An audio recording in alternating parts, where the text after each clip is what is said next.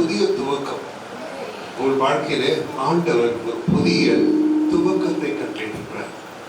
நீங்கள் இந்த உலகத்திற்குள் அனுப்பப்பட்டிருக்கிறீர்கள், அனுப்பப்பட்டவர்கள்.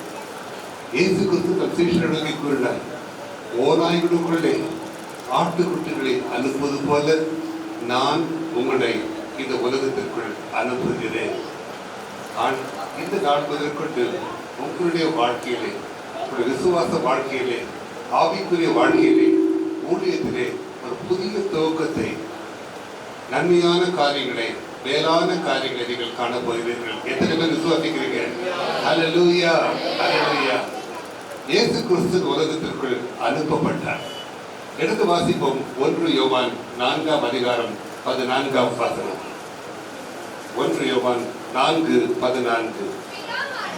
பிதாவானவர் குமாரனை உலக இரட்சகராக அனுப்பினார் என்று நாங்கள் கண்டு சாட்சியிடுகிறோம்.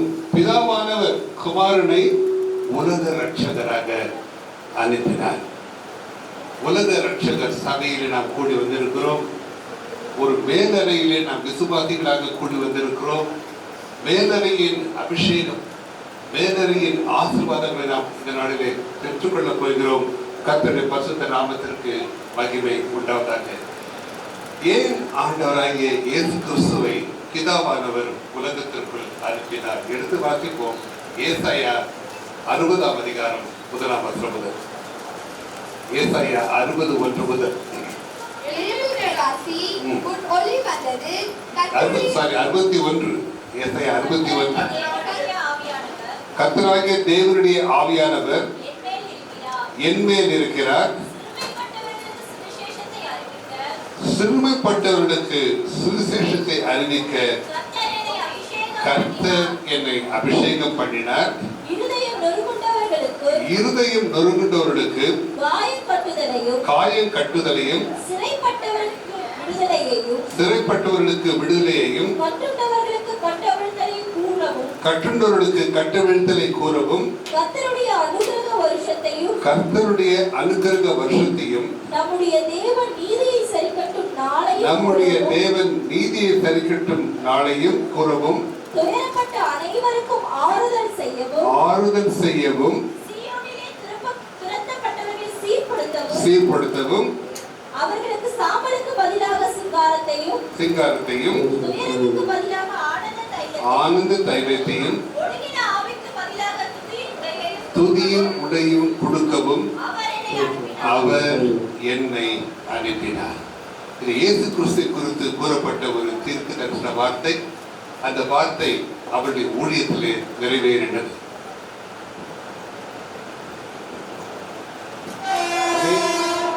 அதே வார்த்தை ஒவ்வொரு வாழ்க்கையிலும் நிறைவேற வேண்டும். ஏனென்றால் நம்மை தெரிந்து கொண்டவர் ஆண்டவர். உங்களை அழைக்கிறவர் உண்மை உள்ளவர். எந்த நோக்கத்தோடு உங்களை அழைத்தாரோ, எந்த நோக்கத்தோடு உலகத்தின் தோற்றத்திற்காக தெரிந்து கொண்டாரோ, அந்த நோக்கத்தை ஆண்டவர் நிறைவேற்ற விரும்புகிறார். இந்த வேளையில் கூட கர்த்தருடைய வாயிலிருந்து 2 வார்த்தைகள் பெருந்து கொண்டே இருக்கிறது. ஏசாயா 6:8 வாசிக்கிறோம். யாரை நான் அனுப்புவேன்? யாரின் காரியமாக போவார்கள்? பாத்தீங்கம்மா, பின்பு நான் யாரை நான் அனுப்புவேன்? யார் நமது காரியமாய் போவார்கள் என்று கர்த்தருடைய வார்த்தை இன்றும் தெரிந்து கொண்டே இருக்கிறது. அதற்கு ஏசாயா கூறின பதில், இதோ அடியேன் இருக்கிறேன், என்னை அனுப்பும் என்றேன். ஆகவே நான் செய்கிற ஒரே காரியம், ஆண்டவரே இதோ நான் இருக்கிறேன். உலக இரட்சகர் சபையிலே உங்களுடைய அழைப்புக்காக காத்திருந்தேன். இந்த நாளிலே என்னை நோக்கி வந்திருக்க அழைப்பு, யாரை நான் அனுப்புவேன்? என்னை அனுப்பும் ஆண்டவர், என்னை அனுப்பும். நான் ஆயத்தமாக இருக்கிறேன். அநேகர் ஆண்டவரை நேசிக்கிறார்கள், அநேகர் ஆண்டவரை அறிந்திருக்கிறார்கள், அநேகர் ரட்சிக்கப்பட்டார்கள், அநேகம் உண்டு. ஆனால் கர்த்தருக்காக அழைப்பை ஏற்றுக்கொண்டு போவது என்று சொன்னார்கள். அழைக்கப்பட்டவர்கள் அநேகர், தெரிந்து கொள்ளப்பட்டவரோ தெரிந்து கொள்ளப்பட்ட ஜனமாக நாம் கூடி வந்திருக்கிறோம். கர்த்தர் அழைப்பு இன்னொரு அழைப்பு இருக்குது. அதாவது யாரை நான் அனுப்புவேன். அடுத்த அழைப்பு எடுத்து வாசிப்போம். எசேக்கியேல் 22:30.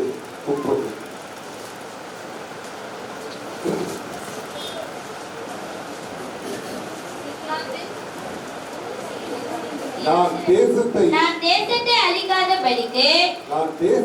அழிக்காதபடிக்கு சிறப்பிலே நிற்கவும் சுவரை அடைக்கவும்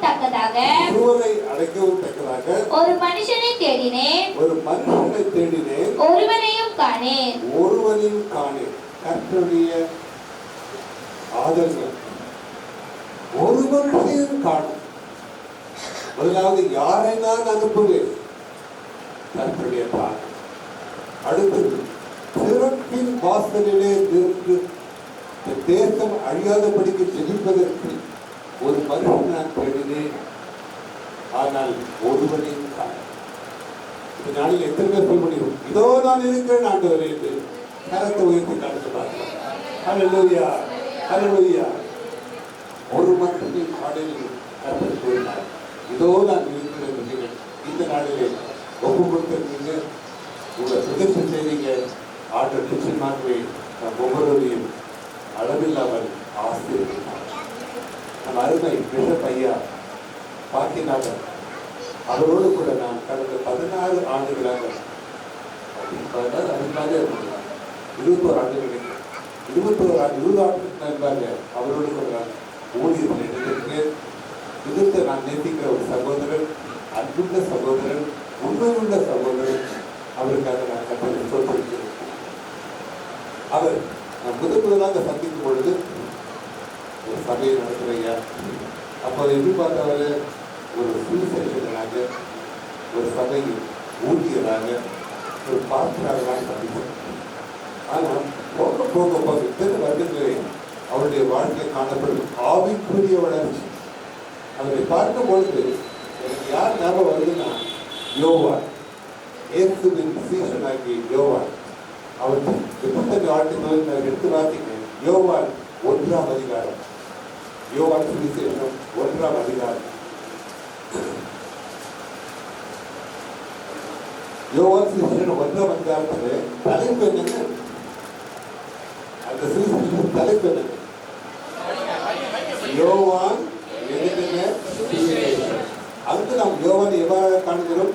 ஒரு சுவிசேஷகனாக காண்கிறோம். ஒரு சுவிசேஷகனாக அந்த சுவிசேஷத்தை எழுதுகிறார். யோவான் எழுதின சுவிசேஷம். ஆண்டவரோடு இணைந்து நடந்தார். கர்த்தர் அழைப்புக்கு தன்னை ஒப்பு கொடுத்தார்.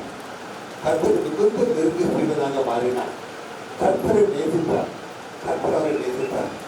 அவர் மார்பில் படுத்து அவரோடு கூட உரையாடும் அளவுக்கு அவர் நெருங்கிய சீமனாக மாறினார். போக போக அவன் சுவிசேஷனாக தன் வாழ்க்கை தன்னுடைய ஆவிக்குரிய பயணத்தை சொல்கிற அந்த யோவான் துன்பு பார்க்கிறோம். எடுத்து வாசிப்போம். யோவான் 1ஆம் நிருபம். யோவான் 1ஆம் நிருபம். அது என்ன தலைப்பு? ஆதியிலே வார்த்தை இருந்தது. தலைப்பு அப்போஸ்தலனாகிய யோவான் எழுதிய 1ஆம் நிருபம். சுவிசேஷகனாக தன் ஊழிய பயணத்தை ஏற்றோடு தொடங்கின யோவான் அவரோடு நெருங்கி அவரோடு பழகி ஊழியத்தை ஈடுபட்டு தன்னை அர்ப்பணிக்கும் பொழுது சுவிசேஷனாக தொடங்கின யோவான் எப்படி மாறினார்? அப்போஸ்தலனாக மாறினார். யோவான் எத்தனை புத்தகம் இருக்காரு? சொல்லுங்க பார்க்கலாம். பைபிள் மாதிரி யோவான் எத்தனை புத்தகம் பைபிள் இருக்காரு? 4, 1, 2, 4, 5. 5 தெரியுமா? 5 தான் கரெக்ட். 4 ஒரு சுவிசேஷம், 3 நிருபங்கள், கடைசியில் வெளிப்படுத்தல். வேதத்தில் வாசிக்கிற கடைசி புத்தகம். அது எழுதுறது யாரு? எப்படி எழுதினாரு? தான் கண்டதையும் பரலோகத்தில் தான் கண்டதையும் தான் கேட்டதையும் அவர் விசேஷமாக எழுதினார். இதெல்லாம் எடுப்போம். வெளிப்படுத்தல் விசேஷம் 1ஆம் அதிகாரத்தில் உள்ள தலைப்பை வாசிப்போம். வாசகனாகிய யோவானுக்கு வெளிப்படுத்தின விசேஷம். ஆகவே நாம் 3 நிலையில் நாம் யோவானை காண்கிறோம். முதலாவது என்னங்க? சுவிசேஷம். அது வளர வளர வளர கர்த்தரோடு நெருங்கி திணிக்க அவர் என்ன மாறாரு? அப்போஸ்தலனாக மாறினார். அதுக்கப்புறம் அப்போது என்ன பாருங்க, மேலே ஏறி வாங்க ஒரு அழைப்பு கொடுக்கப்பட்டது. அப்படி கர்த்தர் அதை பார்த்து கண்டதையும் கேட்டதையும் எழுதினார். திவ்ய வாசகம். அப்படிப்பட்ட வளர்ச்சியை தான் நான் நாளிலே வந்து கிருஷ்ணப்பையா வாக்கி நான் காண்கிறேன். அதே வளர்ச்சியை தான் ஒவ்வொரு இடத்தில் நான் காண விரும்புகிறேன். அது கர்த்தர் காண விரும்புகிறார். அல்லேலூயா. இன்றைக்கு நீங்கள் சுவிசேஷகர்களாக உங்களுடைய ஊழியத்தின் பிரயாணத்தில் தோன்றுகிறீர்கள். நல்லது. நீங்கள் சுவிசேஷகராக இருந்து வளர்ந்து அப்போஸ்தலராக கடைசியில் திவ்ய வாசகர்களாக இந்த உலகத்தில் இருக்கிற அனைவரும் எழுப்பி பிரகாசிக்க வேண்டும் என்று ஆண்டவர் விரும்புகிறார். கர்த்தர் நம்மளோட கூட பேசுகிறார். வார்த்தைகள் மூலமா பேசுகிறார்.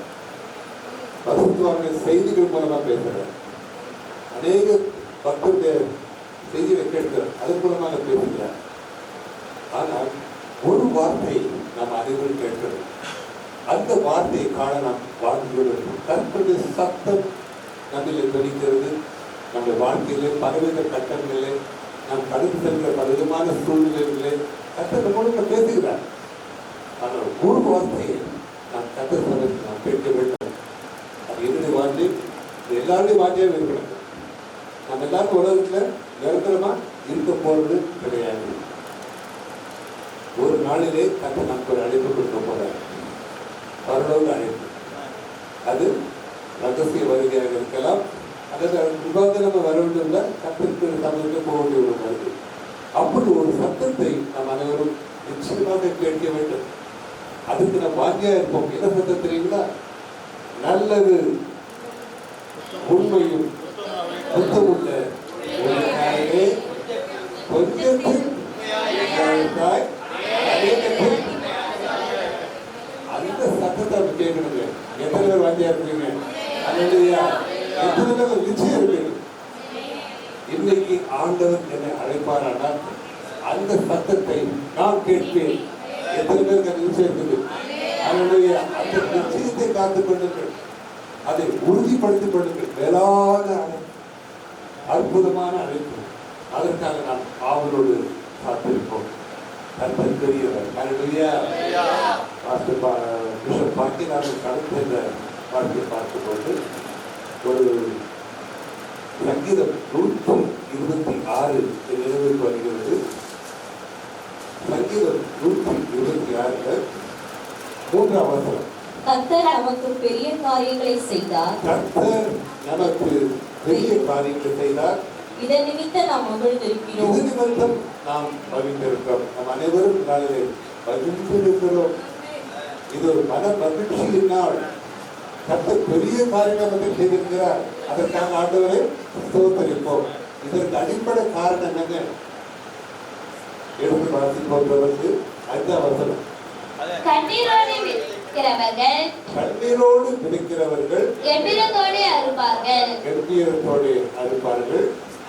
அள்ளி தூவும் விதையை சுமக்கிறவன் அழுது கொண்டு போகிறான்.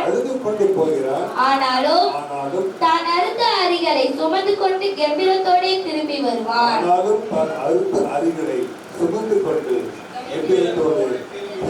வருவான். பிஷப் பாக்கியநாதன் அவர்கள். அல்லேலூயா. அவர் கண்ணீரோடு விதைத்த நாட்கள் உண்டுங்க. எனக்கு தெரியும். கண்ணீரோடு விதைத்த அனைவரும் தெரிந்திருக்காரு. ஆனால் உள்ளுக்குள்ள அவர் விட்ட கண்ணீர். கண்ணீரோடு விதைக்கிறவர்கள் கெம்பீரத்தோடு அறுப்பார். என்ன பார்க்கிறோம்? அள்ளி தூவும் விதையை சுமக்கிறவர். விதை என்பது என்னங்க? ஆவிக்குரிய பிறகு பார்க்கலாம். வசனம். கர்த்தர் வசனம் தான் விதை. அந்த விதையை தான் நம்ம விதைக்க போகிறோம். அள்ளி தூவும் விதை என்று வேதம் கூறுகிறது. ஆனால் அந்த விதையை விதைப்பதற்கு முன்பாக, அந்த விதையை அள்ளி தூவுவதற்கு முன்பாக, அந்த விதைக்குள்ள என்ன பண்றாரு பாருங்க. கண்ணீரோடு விதைக்கிறவர்கள் கம்பீரத்தோடு அழிப்பார்கள். அடுத்த வசனம், அள்ளி தூவும் விதையை சுமக்கிறவன் சுமக்கிறவன் அழுது கொண்டு போகிறான். அழுது கொண்டு போகிறான். சுமக்கிறவன் அதோட அர்த்தம் இருக்குது. நம்ம ஈஸியாக வச்சுக்கலாம். ஒரு வார்த்தையை சீசத்தை பிரசங்கிச்சிருக்கலாம், செய்தி கூறினான். ஆனால் நாம் விதைக்கும் அந்த விதைகள் நம்முடைய வாழ்க்கையில் சுமக்கப்பட வேண்டும். எந்த வார்த்தையை நீங்கள் விதைக்கிறீர்களோ, சுவிசேஷமாக அறிவிக்கிறீர்களோ, அந்த வார்த்தையை உங்கள் வாழ்க்கையிலே நடைமுறையாக நீங்கள் சுமக்க வேண்டும். அல்லேலூயா. அதுதான் உண்மையான ஊழியம். ஐயா சொன்னாங்க அபிஷேகம். அந்த அபிஷேகம் இருந்தால்தான் அந்த வார்த்தையில வரும் உண்டு. நாம் வேதாகம கோரில் படித்த படிப்பு, அந்த வேத ஞானம், வேத அறிவு எல்லாம் எங்க இருக்குது? கரையில் இருக்குது, மண்டையில் இருக்கு, மூளையில் இருக்குது. ஆனால் மனசுல விசுவாசம் இருக்குது, அபிஷேகம் இருக்குது. அந்த வசனம் நம்முடைய மனதிலே இறங்க வேண்டும். அபிஷேகத்தோடு விசுவாசத்தோடு நம்ம வார்த்தையில் கூறுபடுது. வெறுமனே திரும்ப வராது, வல்லமையாக இருக்கிறார். அல்லேலூயா. ஆகவே அவர் கண்ணீரோடு விதைத்த விதைகள் அறிவு விதைகளை அவர் சுமந்தார். உங்களுக்கு நான் கூற விரும்புகிற காரியம் தான், எந்த வசனத்தை நீங்கள் சொல்ல போகிறீங்களோ, எந்த சுவிசேஷத்தை படிக்க போகிறீங்களோ, உங்களை நீங்களே இதற்கு சொல்லி தெரியுங்க. நான் சொல்லுகிற வார்த்தையை என் வாழ்க்கையிலே மக்கள் காண்கிறார். பேசுகிற வார்த்தை, அந்த வார்த்தை உங்கள் வாழ்க்கையிலே காணப்பட வேண்டும். பகுதி வாராக கூறுகிறார், நீங்கள் என்ன நடமாடும் நிருபங்கள். நம் அனைவரும் நடமாடும் நிருபங்கள். உலகத்திலே அநேகம் நம்மை பார்க்கிறாங்க. நாம் 2 கண்களாலே உலகத்தை பார்க்கிறோம், ஆனால் பல கண்கள் நம்மை பார்த்துக் கொண்டிருக்கிறது. நம்மிலே கிறிஸ்துவின் அன்பு, கிறிஸ்துவின் சமாதானம், கிறிஸ்துவின் வல்லமை, கிறிஸ்துவின் அபிஷேகம், கிறிஸ்துவின் உண்மை காணப்பட வேண்டும். அதான் விதைகளை சுமப்பது. தொடர்ந்து வாசிப்போம். அள்ளி தூவும் விதையை சுமக்கிறவர் அழுது கொண்டு போகிறான். அழுது கொண்டு போகிறார். ஆனாலும் தான் அறுத்த அரிகளை சுமந்து கொண்டு கெம்பீரத்தோடு திரும்பி வருவான். அந்த வசனத்தை ஒரு உன்னிப்பாக வாசிப்பாருங்க. விதையை சுமக்கிறார். ஒரே ஒரு விதை, விதைகளில் கூட விதையை சுமக்கிறார். அந்த சுமக்கிற விதையை அவர் விதைக்கும் பொழுது அது 30, 60, 100 பலன் கொடுக்கிறது. அப்பொழுது அநேக அரிகள், அரிகள் என்ன அர்த்தம்? ஆத்துமாக்கள், நாம் ஆதாயப்படுத்துகிற ஆத்துமாக்கள், நம்ம வசனங்கள் மூலமாக ரட்சிக்கப்பட்ட ஆத்துமாக்கள். அந்த ஆத்துமாக்களை என்ன பண்றாரு? ஆனாலும் தான் அறுத்த அரிகளை சுமந்து கொண்டு கொண்டு வருவார். அதான் பத்தியா விதைகளை கண்ணீரோடு சுமந்து வைத்திருக்கிறார். அது 30, 60 பேர் அநேக அறிகள். அதனால் அவர் விட்டுள்ளவர் அந்த ஆத்மாக்களை பாரத்தோடு சுமந்து நமக்காக ஜெபிக்கிற ஒரு அருமையான ஒரு தெய்வம் மனிதர். அல்லேலூயா. அந்த பரிசுத்த நாமத்துக்கு மகிமை. எதற்காக சொல்றேன்னா, நம்ம அனைவருக்கும் ஒரு சாட்சியாக, நம்ம அனைவருக்கும் ஒரு முற்காட்டாக இருக்கிறோம். ஒரு சம்பவத்தை நான் நினைவு கூறுகிறேன். சகோதரர் ஐயா பாக்கியநாதன், நான் ஒரு விழாவுக்கு போயிருக்கேன். ஒரு ஆலயத்தின் ஆண்டு விழா. விவேகானந்தனுக்கு அந்த ஆண்டு விழாக்கு நான் அழைக்கப்பட்டிருக்கேன். அங்கே நான் செய்தி முடித்துவிட்டு நான் வெளியே வந்து ஐயா நின்றுட்டாங்க. ஐயா கொடுங்க 2, 3 ஊழிக்காரங்க இருக்காங்க. நான் காட்டை ஏறிட்டேன். ஏன்னா வேற இடத்துக்கு போட்டுருக்குது. அதனால பாதியில் செய்தி முடிச்சு நான் வெளியே போகும்போது ஐயா இருந்தாங்க. இந்த பக்கத்தில் வந்து என் கார் பக்கத்தில் வழி இருக்கான், அங்கோடு வழி இருக்காங்க. கார் தூரம் போயிடுச்சு. போன பிறகு ஆர்டர் சொல்றாரு, நீ நான் நேசித்து இந்த ஊழியருக்கு இந்த பணத்தை காணிக்க கொடுக்கிறார். கார் புரட்டாச்சு. அவர் என்ன வழியை நான் போயிட்டார். அதை சொல்றாரு, நீ அவர் கொடுக்கிறார். கார் நிறுத்திட்டு மறுபடியும் கார் ரிவர்ஸ் வந்தோம். தூரம் போயிடுச்சு. திருப்பி வந்தோம்னா அவர் தூரத்தில் இருந்துட்டார். நான் திருப்பி வருவோம் நான் எதிர்பார்த்தேன். அவர் கூப்பிட்டார். கூப்பிட்டாரு. கையில் ஒரு 1000 ரூபா கொடுத்தாரு. ஞாபகம் கொடுத்துட்டு எதுக்காக நான் போனேன், எதுக்காக கத்தனை ஸ்டாப் பண்ணாரு, எதுக்காக நான் திரும்பி வந்தேன், எதுக்காக ஒரு 10-15 நிமிஷம் கொடுத்து வந்துட்டேன். அது அதுக்கு அடுத்த நாள் ஃபோன் பண்ணாங்க, ஐயா அந்த ஃபங்க்ஷன் முடிவுக்கு ரொம்ப லேட் ஆயிடுச்சு, வீட்டுக்கு போகிறேன்னு பார்த்தா என் பைக்கு பஞ்சராக போச்சு, அங்கே பஞ்சர் ஒன்றுக்கு பக்கத்து கண்கள் கிடையாது, தள்ளிக்கிட்டே போனையா, ஒரு கடை இருந்தது புதுசாக ஒன்று போட்டேன், 1000 ரூபா கட்டாயா, எனக்கு காசு அப்படி இல்லை, நீங்கள் கொடுத்த காசை கொடுத்தையா, அதில் போயிருக்காங்க. அல்லையா கர்த்தர் எப்படியாக அவர் தேவையை சந்திக்கிறார் என்று ஒரு திரும்ப காட்டினார். சொன்னாங்க, கையில் காசையெல்லாம் போவேன், விசுவாசத்திலும் போவேன், கர்த்தர் விசுவாசத்தை கரப்படுத்துவார், தேவையை சந்திப்பார், திரும்ப காட்டினார். ஆகவே கர்த்தரையே நம்பி தேவைகள் அநேகம் உண்டு, பிரச்சனைகள் அநேகம் உண்டு, பலவீனங்கள் அநேகம் உண்டு, போராட்டங்கள் அநேகம் உண்டு, நித்தனைகள் அநேகம் உண்டு. இத்தனைக்கும் மத்தியிலே இதோ நாங்கள் இருக்கிற ஆண்டவரே அர்ப்பணிக்கும் போது கர்த்தர் நிச்சயமாக ஊழியத்தை பெருக பண்ணுவார், உங்கள் தேவைகளை வாங்குவார், நிச்சயமாகவே சந்திப்பார். ஹல்லேலூயா, ஹல்லேலூயா. இந்த நாளில் கூட நேரம் கருத்துப்படி சொல்கிறது, ஒரே ஒரு காரியத்தை செலவு கொண்டு வருகிறது. நாம் அனைவரும் விசுவாசிக்காக ஊழியர்களாக நாம் கூடி வந்திருக்கிறோம். அநேக சபைகள் சேர்ந்த பரிசுத்தப்பட்ட ஊழியர்கள் இருக்காங்க, அநேக சபைகள் உண்டு, இதே பகுதியில் இருக்கிற சபைகள் உண்டு, எத்தனையோ சபைகள் எல்லாம் ஊழியம் பண்றாங்க. ஆவிக்குரிய சபைகள், ஆவிக்குரிய போதங்கள் ஊழியம் செய்கிறாங்க. உலகத்துக்கும் பார்த்தா எவ்வளோ சபை, லட்சக்கணக்கான சபைகள் ஊழியம் செய்கிற சபைகள். நான் சொல்றது ஆவிக்குரிய சபைகள். ஒவ்வொருத்தருக்கும் ஒரு சில உபதேசம் உள்ளது. கர்த்தர் ஒரு வசனத்தை சொல்லி தன்னுடைய ஊழியத்தை நடத்திருப்பார். அதை மையப்படுத்தி ஊழியத்தில் அநேகர் வந்து நல்லது கர்த்தர் ஆசீர்வதிக்கிறார். ஒவ்வொருவருக்கும் கொடுக்கப்பட்ட ஊழியர்கள் பல வித்தியாசமான ஊழியர்கள். ஆனால் நம்முடைய சேவைக்கு ஒரே ஒரு ரட்சகர், உலக ரட்சகர். அவருடைய புண்ணியங்களை அறிவிப்பதற்காக பலவிதமான ஊழியர்கள், பலவிதமான வசனங்கள். ஒவ்வொரு சபைக்கும் ஒரு தீம் உண்டு. ஆகவே பலவிதமான ஊழியர்கள், பலவிதமான வசனங்கள், பலவிதமான ஊழியத்தை நோக்கில் இருந்தாலும் அத்தனையும் ஒரே ஒரு வார்த்தை நடக்கிறது. அவர் சொல்றார், நமக்கு கொடுக்கப்பட்ட ஊழியம் ஒரே ஒரு ஊழியம் தான். சபைகள் வேறுபடலாம், 10,000கணக்கான சபைகள் சென்னையிலே உண்டு, பல லட்சக்கணக்கான சபைகள் இந்த உலகத்திலே உண்டு, வித்தியாசமான சபைகள். ஆனால் ஊழியம் இயேசு கிறிஸ்து ஒருவர் தான். கொடுக்கப்பட்ட ஒரு ஊழியம் ஒரே ஒரு ஊழியம் தான். வசனங்கள் நீங்கள் வேற வேற வசனங்கள் புத்தகங்கள் ஊழியம் செய்யலாம். ஒரே ஒரு காரியம் எடுத்து வாசிப்போம். 2 கொரிந்தியர் 5ஆம் அதிகாரம், 2 கொரிந்தியர் 5ஆம் அதிகாரம்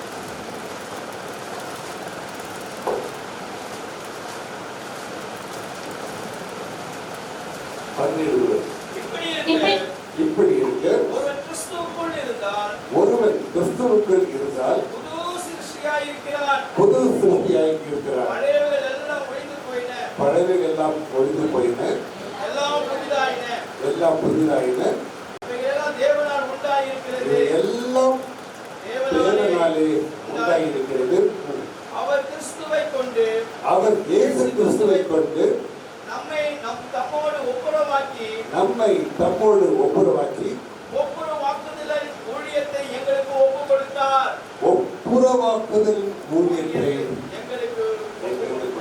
நமக்கு கொடுக்கப்பட்ட ஊழியம் தான். சபை வேறுபடலாம், டினாமினேஷன், அந்த சிஎஸ்ஐ சர்ச்சோ, கெமிக்கல் சர்ச்சோ, ஏதி சர்ச்சோ, சபையோ, ஒரே ஒரு ஊழியத்தின் நோக்கம் ஒன்றுதான், ஒப்புரவாக்குதல் ஊழியம். தொடர்ந்து வாசிக்கிறது. அது என்னவெனில், தேவன் உலகத்தாருடைய பாவங்களை எண்ணாமல் கிறிஸ்துவுக்குள் அவர்களை தமக்கு ஒப்புரவாக்கி ஒப்புரவாக்குதலில் உபதேசத்தை எங்களிடத்தில் ஒப்புவித்தார். ஒப்புரவாக்குதலில்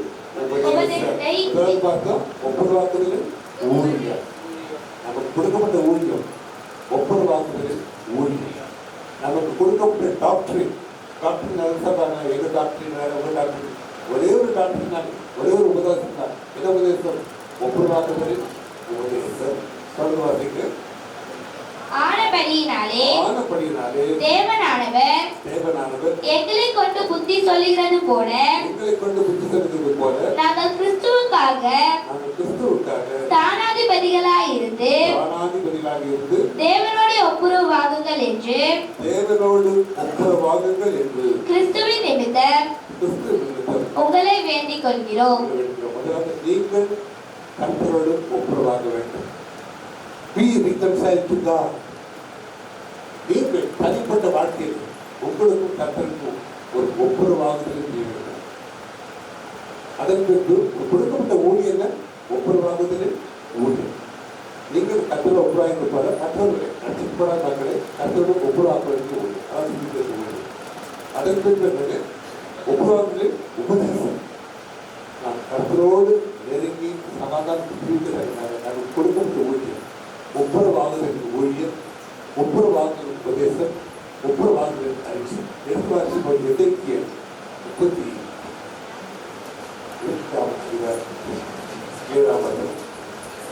எசேக்கியேல் 38 நீ ஆயத்தப்படு, உன்னுடனே கூடின உன் எல்லா கூட்டத்தையும் ஆயத்தப்படுத்து, நீ அவர்களுக்கு காவலாளனாய் இரு. நீ ஆயத்தப்படு.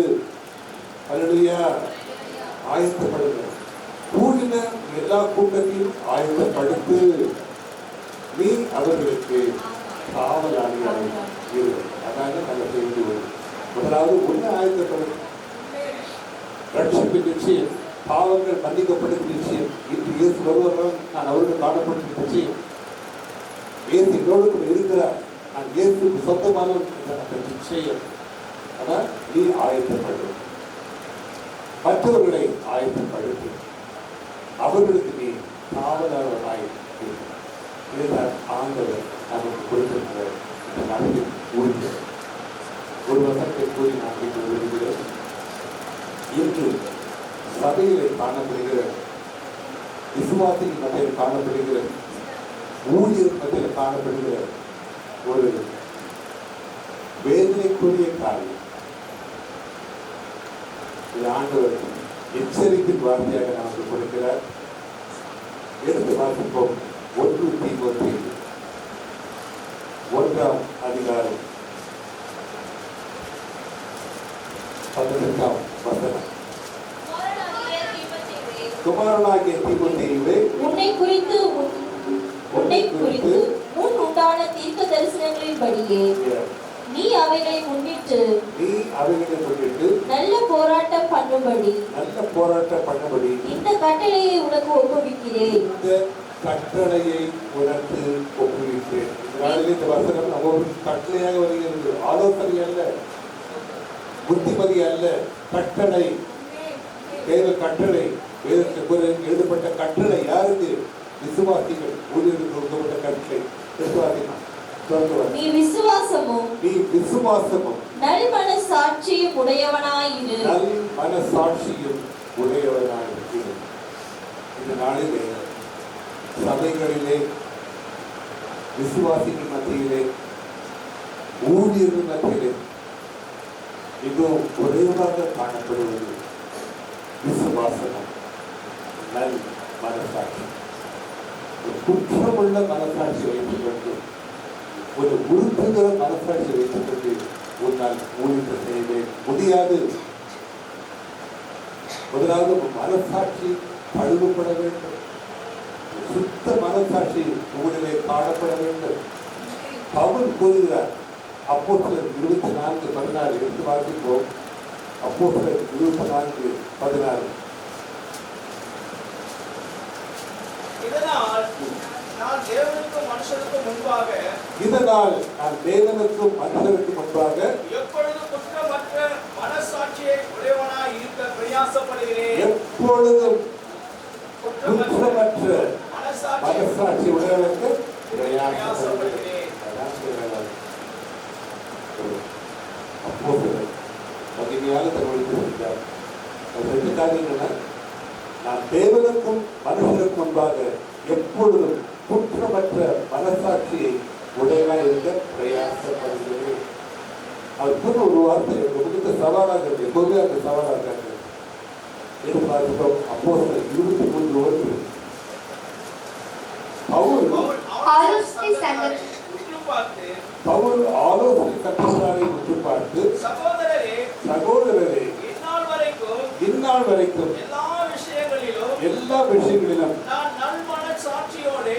நல் மனசாட்சியோடு தேவனுக்கு முன்பாக நடந்து வந்தேன் என்று சொன்னார். தேவனுக்கு முன்பாக நடந்து வந்தேன். இதை வாசிக்கும் போதுதான் நான் என்னன்னு கேட்கிறேன். அவர் என்ன சொல்றாரு? இந்நாள் வரைக்கும், till this date, இந்நாள் வரைக்கும் எல்லா விஷயங்களிலும், everything, எல்லா விஷயங்களிலும் நான் நல் மனசாட்சியோடு தேவனுக்கு முன்பாக நடந்து வந்தேன். இன்னொரு அற்புதமான சாட்சி தான். சொல்ல முடியுங்களா? எத்தனை பேர் உறுதியாக சொல்ல முடியும்? இந்நாள் வரைக்கும் எல்லா காரியத்திலும் தேவனுக்கு முன்பாக நல் மனசாட்சியோடு நடந்து கொண்டேன்னு சொல்ல முடியுங்களா? நம்மை நாமே சொல்லிட்டோம். சொன்னீங்களோ சொல்லி கர்த்தர் நிலைமைகளை அழைத்திருக்கிறார். ஊழியத்துக்கு போக போறீங்க, இந்த நாளில் ஒரு புதிய துவக்கம் வச்சிருக்கீங்க. அடுத்த காரியம் சொல்றீங்க, செய்ய வேண்டிய காரியம் நல் மனசாட்சி காத்துக்கொண்டு சுத்தமாக நல் மனசை காத்துக்கொண்டு என்னை அறிந்தும் அறியாமலும் என் கருவிலே தப்பா பேசுறேன், தப்பா நடந்துடுறேன், தப்பு செஞ்சுறேன், மற்றவங்களை புட்படுத்துறேன். எப்படி நான் ஒரு குற்றமற்ற நல் மனசாட்சியை காத்துக்கொள்வது நீங்கள் யோசிக்கிறார். வேதம் நமக்கு பதிலளிக்கிறது. வேதத்தை வாசிப்போம். எதிரேயர் 9ஆம் அதிகாரம் 14ஆம் வசனம்.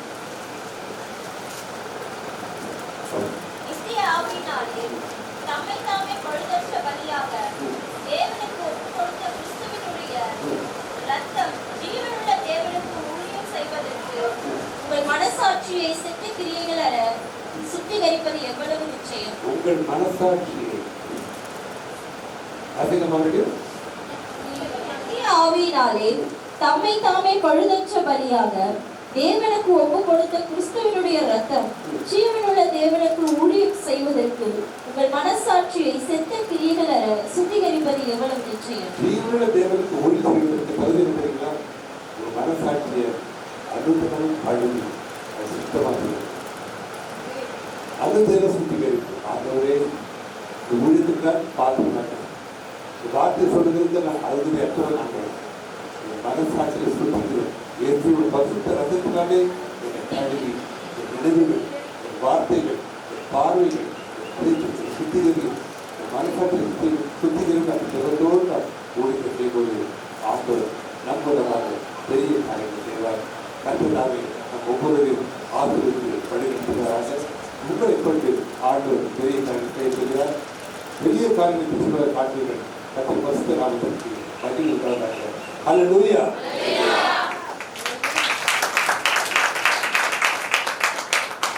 அவளுக்கு இறைச்செய்தி வழங்கி ஐயா அவர்களுக்கு நன்றி செலுத்துவோம். மீண்டுமாக கர்த்தருக்கு நன்றி செலுத்தி கரங்களை தட்டுவோம். அடுத்ததாக சிறப்பு பாடலை பாட